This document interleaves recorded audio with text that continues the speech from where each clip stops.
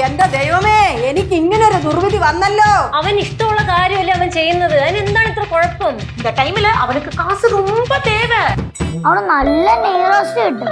എന്നാ പിന്നെ നമുക്ക് ഒരുമിച്ച് അങ്ങ് പോവാം. പോണോ? ഈ റോസ്റ്റും കഴിക്കാൻ കേശുവിനെ ഒന്ന് കാണാൻ ചെയ്യാം. നമ്മൾ കയറി ചെല്ലുമ്പോഴേ കേശുടെ ഞെട്ടും. മിക്കവാറും അവൻ ക്യാഷിലായിരിക്കും. രണ്ട് സ്പെഷ്യൽ മസാല ദോശ.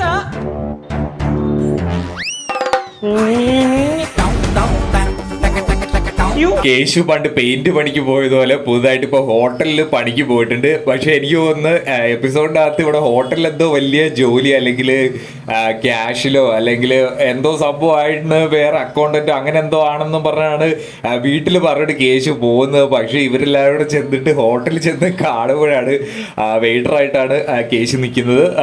അതിലൊരു ചെറിയൊരു കോമഡി പോലെ വർക്കൗട്ട് ആവുന്നുണ്ട്. കാരണം മെർലിന്റെ അമ്മയും കൂടെ വരുന്നുണ്ട് ഇവരുടെ കൂടെ. അത് കാരണം അതൊരു ഭയങ്കര രസകരമായിട്ട് വരുന്നുണ്ട്. കാരണം മോളെ കെട്ടാൻ പോകുന്ന ആളാണ് കേശു.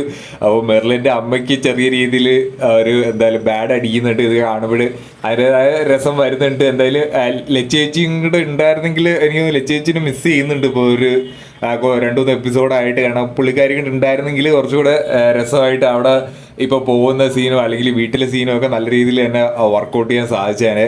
പക്ഷെ എന്നാലും കുഴപ്പമില്ല, നമുക്ക് ഉള്ള ആൾക്കാരെ വെച്ചിട്ട് നല്ലൊരു പ്രൊമോ തന്നെയാണ് വന്നിരിക്കുന്നത്. കിടിലൊരു എപ്പിസോഡ് തന്നെ